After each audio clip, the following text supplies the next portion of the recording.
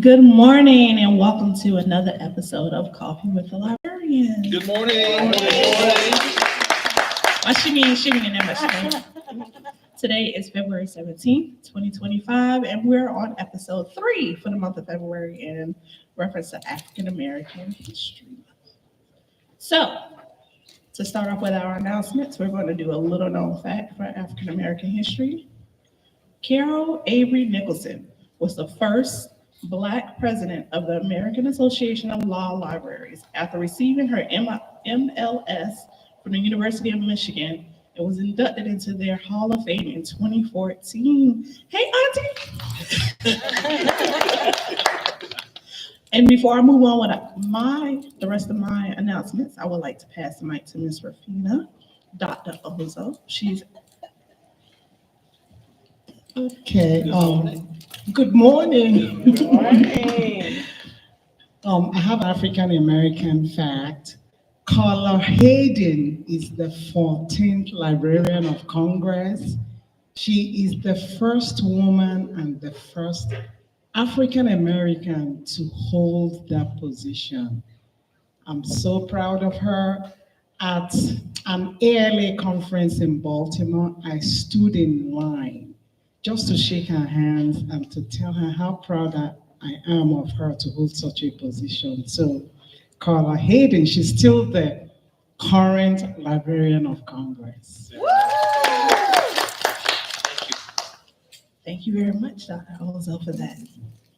Okay, so going back to our calendar events for the week, we have Black History Movie Night here at Headquarters Library, where Jordan will be showing Betsy. That's the Queen Latifah movie about the singer. So that starts at 4:30 today. Learn to build a website at the Headquarters Library on February 19th from 1 to 2. And Healthy Eating Workshop on February 22nd from 1:30 to 3:30 at our Northwest Library. If you have any questions or concerns about any of these programs, you can just call the Headquarters Library and we'll give you the locations and the addresses. So we're just going to pass the mic right over to my awesome, phenomenal Director Scott Parham. Good morning. Good morning. Thank you, Kim. How's everyone this morning? Right. We good. Good. Glad seeing you again. Loving the audience. Another Monday, another episode of Coffee with the Librarian. If you recall, for February, we intended to have an episode every Monday this month. And so we have followed that schedule. Today is no different. And as you have seen and learned in the past, we bring in folks who have meaningful information or something meaningful to say that represents and has impact on our community. And today is no different than that. And so I always forget to introduce myself, don't I? Let me rewind. So good morning, everyone. I am Scott Parham. I am your director for the Clayton County Library System. Yay! Thank you. And we have some phenomenal guests in the house today, and we are going to jump right into it. And so I'm going to pass the mic over to my guests and have them introduce themselves. Hello, my name is Hailey Bankhead. I am 17 years old. I currently attend Lovejoy High School. I'm very involved within my school. I'm a 2025 early graduate. I'm in HOSA, Key Club, SGA, and Upper Bound. Wow. She's also the boss of the Hailey Bankhead Foundation. I am Heather, the CEO of the Hailey Bankhead Foundation and Hailey's mom. Very nice, very nice. Tell us, what is the Hailey Bankhead Foundation? The Hailey Bankhead Foundation is a nonprofit for childhood cancer. Hailey was diagnosed with cancer on January 15th, 2013 at the age of 5. So she's our living testimony. So I was in a hospital room and I had two options. It was either I was going to cry or I was going to do something to help somebody else. And from day one, that was my impact. Day 3, we were getting our process together, what we were going to do here in Clayton County, and that's what we did. Very nice, very nice. If I can take you back a little bit, what led you to going to the hospital? Were there symptoms that all of a sudden just came about, or had there been a series of things that you noticed a change in Hailey? It was a series of things. First, she started off with a UTI, and she was bleeding at the age of 5. She went to the emergency room, and then she was diagnosed with backup constipation. Okay. So she was seen by several different doctors for constipation. So she was on the Miralax. She was on different things to make her use the restroom. Okay. So her pre-K teacher knew what was going on, but then on January 15th, it kind of switched. So what ended up being a normal day ended up being the worst day. So she went to school, and Hailey has to use the bathroom. Keep an eye on her. And so when I picked her up, she said, well, I didn't want to call you because I already knew. But she said, you need to take her to the emergency room. And I'm like, okay, for what? If you Right. knew what was going on. So I did that. We went to urgent care and we got misdiagnosed. So we were being discharged with backed up constipation. Okay, everybody, it's okay. She just has to use the bathroom. It hasn't come out yet. So luckily the doctor said, let's just do a scan before you guys leave out. It took her about, let's just say 40 minutes to come back to tell us that she found, of course they give you medical terms that you don't understand since you're not in that arena. So they found tumors, they never said cancer. So she said that we could either fly her or drive her. Constipation, there's no need to fly her to the hospital. So I drove her to the hospital. And I always say that it was nothing but God, because 75 going north was clear. There was no traffic during rush hour, and she was already admitted when we got there. Very nice. Yeah. Frightening, I'm sure, Yes. for the both of you. Yeah. Thinking it's one thing, and then all of a sudden it's something that has ratcheted up on the emergency scale. As a result of the diagnosis, how did you and the rest of your family essentially respond to the news that you had just heard? So I'm not from Atlanta, but my kids are. So I told Clayton County showed up for us. So when they got there, I said, it's a lot going on. I can't comprehend what they're saying. I need you guys to be my ears and speak for me. Because it was a lot of information being thrown at us, and she was supposed to have emergency surgery. So I say it to say that, my mind was all over the place. So you definitely need a support system there with you, because I don't even know how we got through that. So my focus was, for me, it was, if you don't have kids, I don't want you working on my baby, because you don't have that same compassion that I do for my child. So once we got past day 1, I was focused on using my little big mouth to help somebody else. Her dad kind of shut down, went to the internet, and once you have that diagnosis, your family can either be strong or they're going to separate. And that's what ended up happening to our family. We ended up separated because we all, even though she didn't die, we all grieved on it differently. Sure. I'm sorry to hear that. Yeah. Sorry to hear that. You mentioned multiple tumors a moment ago. Yes. How scary was that for you, Hailey, when you found out? And I'm sure you were very young at the time. But did you have any idea of the gravity of what the diagnosis was? No, I had no clue.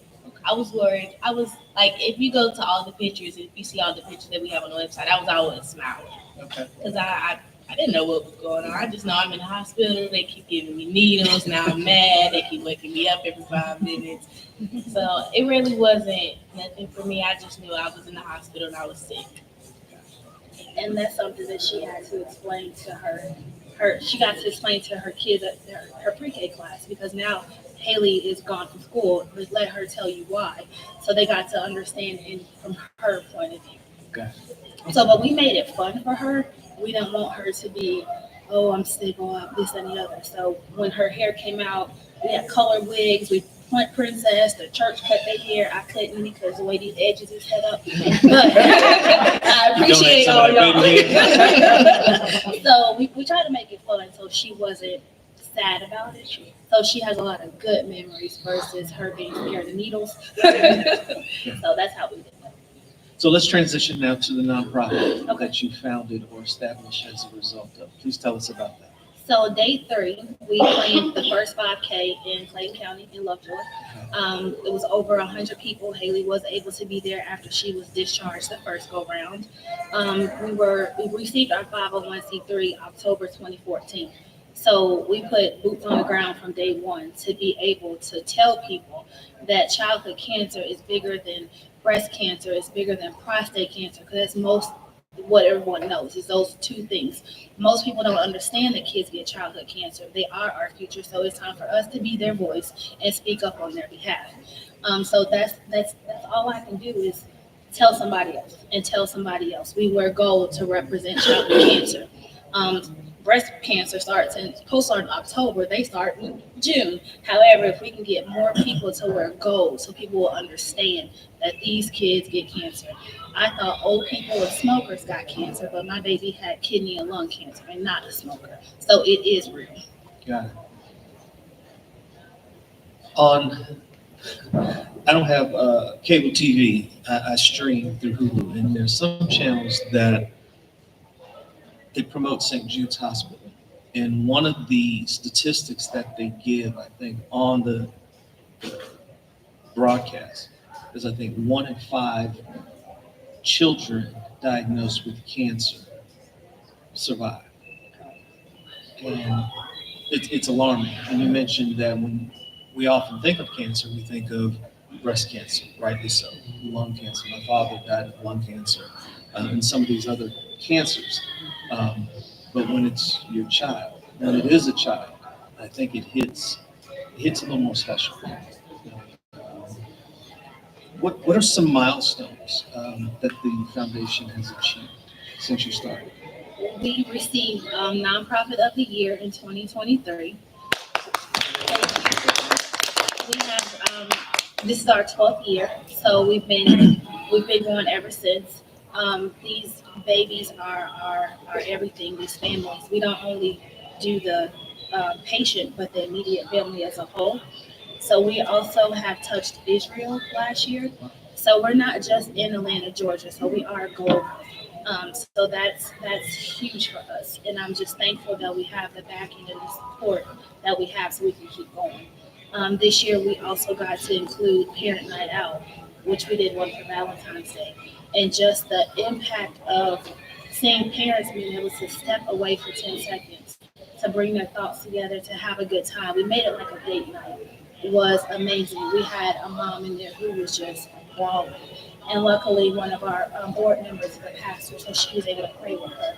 So it's just the little things that people forget. We forget about the parent, we forget about the sibling, and we're trying to make sure that we attack all of that so that they'll know that they're not in this alone. Nice.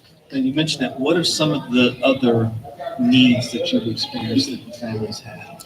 We have been able to assist financially. Okay. Financial hardship is tremendous.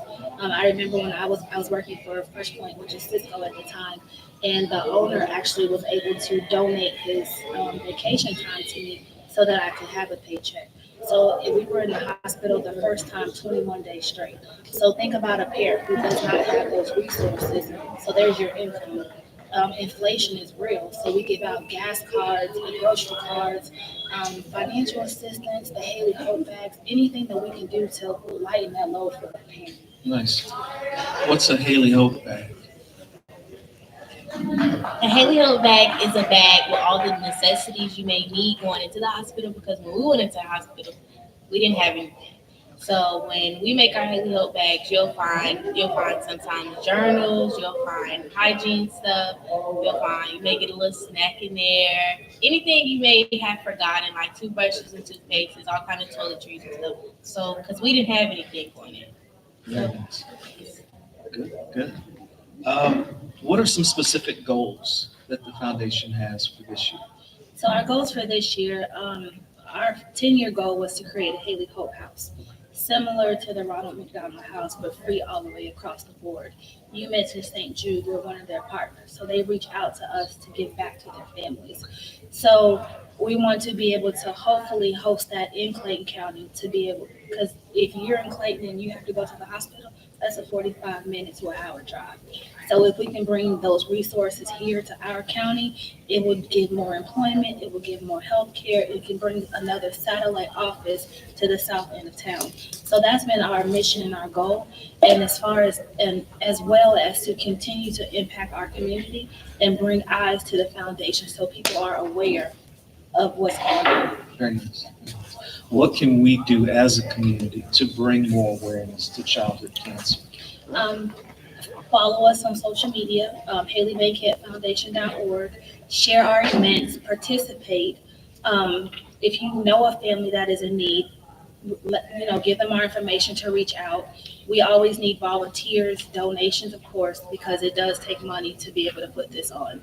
So that's what we ask for. And in September, we're Gold for childhood cancer. Don't forget the babies. Don't forget the baby. Yeah. Absolutely.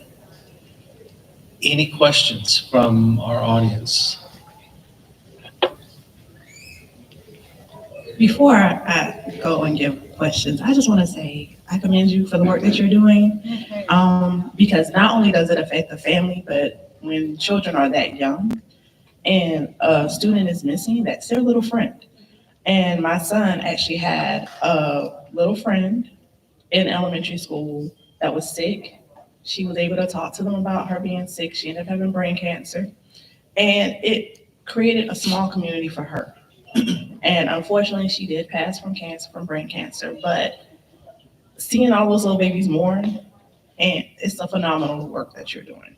I want to say that. But it opens your eyes, because you probably didn't know a kid before that had cancer. I did not. So the way you felt before and the way you feel now is mind-blowing and totally different. Absolutely. Absolutely. Right. Any Thank you for that, questions? Kim. Well, let me ask another one. Research. What's being done on that front? So federal funding, they get, childhood cancer research gets 4% funding, so they can back it up. We actually partner with Emory Hospital, so Dr. Hung is our main contact, and we actually went there this year to see the childhood cancer research labs and how they do their research for cancer. So I feel like they're working towards it. I really can't speak on that, but it takes funding, and if the money's allocated elsewhere, kids are getting drugs that adults get. They're not the same. So they're doing the best they can with what they have. And some kids may end up losing their lives, but it's medicine and they're practicing to do the best thing that they can for our kids. And that's what I've learned. And I'm sure it's also difficult with clinical trials and having to do the trials on the babies. Yeah. So, Because everyone does not get accepted in clinical trials. You have to meet certain guidelines, so that's not an option for everyone. well, those were all the questions I have. Are there any events or any other coming up that you would like to share with the community? Yes, we are doing a Light the Way networking event May 3rd, 2025 at the Flint River Community Center. And that's just bringing out local community members, vendors, just to have a good time. We have guest speakers so you can learn about the foundation and so much more. So that's our next fundraiser. And then in September, we also have the Night Under the Stars, which is what we're known for, and it is in Clayton County as well. So that's a night out for all the adults to come out and hang out, and we also bring in the parents to give them a night of normalcy without the babies. So Very nice. yes, I see you have a book there. these are your goodies. My goodies. Hey, I'm all about the goodies. So me and my mom recently published a book called Hailey's Journey Through Different Eyes. Okay. So, yes. So this book, we self-published it, and it's even if you don't have cancer, this book will help you. It's also a journal, but it's so you can be able to understand what we went through. It's available on Amazon, or you can always contact us. It's on our website, HaileyBankheadFoundation.org. It's you taking a walk with us, but opening your eyes to something else. The journal entry prompts can be used for anyone because they're helpful for all. And it's just a way for us to share and connect, and we do have resources in here as well. And us to publicly be able to thank the people who did this journey with us. So these are your goodies. Thank you. Thank you so much. Yay. I like the goodies. And I would ask if you could provide me with another copy. We will look at adding it to the collection here. Thank you. And so some folks other than myself can benefit from the information and the journal inside. Thank you. Great stuff. Any additional questions, comments from the audience? Anything online, Kim? The Night Under the, yes, this is an online comment. Okay. The Night Under the Stars is one of my absolute favorite events. Absolutely amazing. I hope to see everyone there. Very nice, thank you. Yes. And what was the date again for that? It's September 20th, September 20th, mark your calendars. And there was the May May 3rd. 3rd also for Light the Way. And that networking event will also showcase children who are battling childhood cancer or who have been through childhood cancer. So that's just a special token for them for that night. Great. To And be you able got some to more of light these that we can have? Yep. Perfect, perfect. Okay. So we have another comment online, well, a question online. How can we work with you, with your foundation? You can go to our website, HaileyBankheadFoundation.org, or you can call me personally, 678-643-1146. Don't call her after 9 because her phone goes on Do Not Disturb. But anytime before that, you can reach her. Understood. Can you please repeat that number one more time? 678-643-1146. Okay, got it. Very nice. Well, thank you, ladies, so much. It's Thank been you. a pleasure and an honor speaking with both of you. Thank you. And keep up the good work. Thank you. All right, thank you.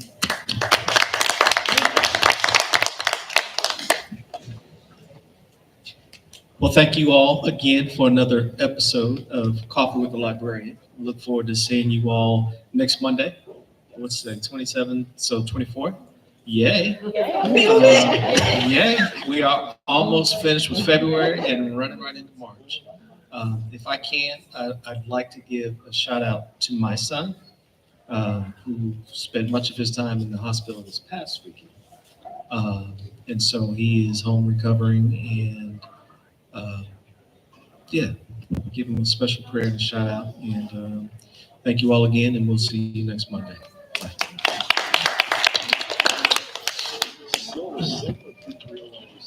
We're done.